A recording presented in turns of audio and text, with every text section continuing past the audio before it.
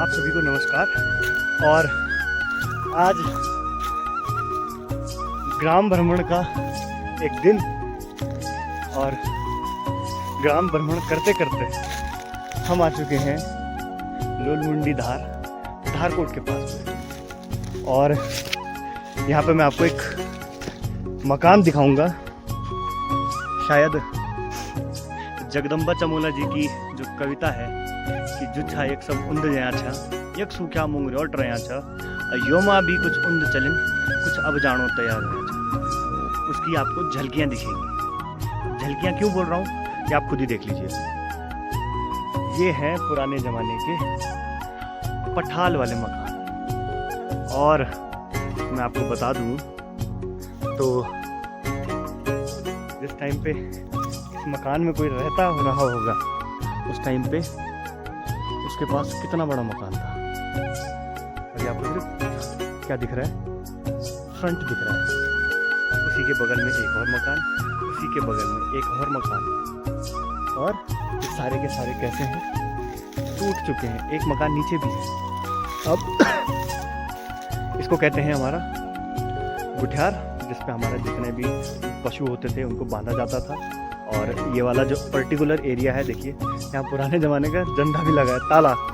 और लोगों ने अब क्या कर दिया कि इसको एक स्टोरेज हाउस की तरह यहाँ घास रखा है, और जानवर यहाँ शायद बंधे रहते हैं। तो काफ़ी पुराना मकान है। देखिए पुराने टाइम का ये ओबरा।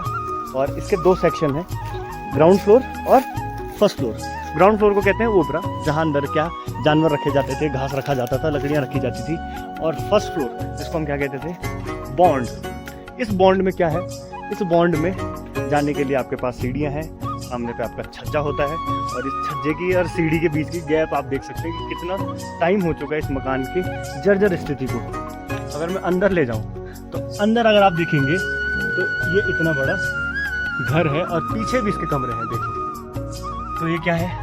सारा का सारा टूट चुका है। तो स्थिति इतनी बुरी है कि आप देख सकते हैं। आप सोचिए कि लोग कहते हैं कि पुराने मकानों में कहाँ लोगों के पास इतने कमरे होते थे।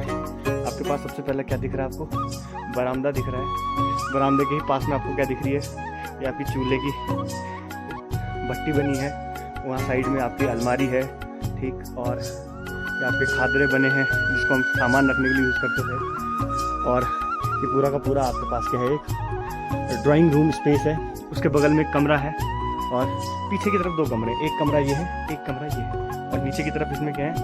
ओबरे हैं। तो पुराने टाइम पे क्या है कि लोगों ने सोच समझ के ही मकान बनाए थे।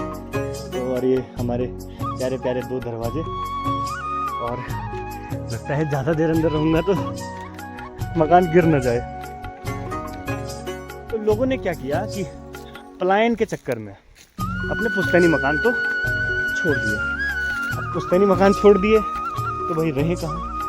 पुश्तैनी मकान छोड़ने का नुकसान जो होता है वो ये होता है कि लोगों ने उस टाइम पे इसकी बिजनेस अपॉर्चुनिटी को नहीं समझा। लेकिन आज के युवा ने क्या किया? जितना भी पुराना मकान था उसका रिनोवेशन करवाया। और आज की डेट में क्या कर रहा है? होम स्टे योजना, होम स्टे बना के इनको चला रहा है। तो ये काफ़ी एक वैसा विषय है जिस पे शायद चर्चा करें तो दिक्कत, ना करें तो दिक्कत। क्योंकि आप किसी को पलायन करने से रोक नहीं सकते। लेकिन आप एक काम कर सकते हैं, आप पलायन को कम करवा सकते हैं यदि आपने क्या कर दिया? पहाड़ में अपना रोजगार ढूंढना शुरू कर दिया। तो अपने पुराने मकानों को जीवित रखें। भाई आपके पास पुरानी खेती है, आप उस खेती का यूज़ कर सकते हैं। आज की डेट में कई तरह के फार्मिंग टूल्स डेवलप हो चुके हैं। फार्मिंग टूल्स डेवलप होने की वजह से क्या है? आपकी खेती काफ़ी आसान हो चुकी है। और पहले की तरह नहीं कि लोग पहले के टाइम पे क्या करते थे, भाई उन्हें पता था कि हमें अपने लिए अनाज इकट्ठा करना है। क्योंकि उस टाइम पे लोग नौकरियां नहीं जाते थे। उस टाइम पे लोग क्या करते थे? खेती बाड़ी करते थे। लोग क्या करते थे? अपने लिए अनाज उगाते थे। लेकिन आज की डेट में क्या है कि परिवार का कोई ना कोई सदस्य क्या कर रहा है, नौकरी कर रहा है, तो अनाज तो आपको बाजार से मिल सकता है। साथ ही साथ गवर्नमेंट ने इतनी अच्छी अच्छी स्कीमें दे रखी हैं कि लोगों को काम ना करना पड़े।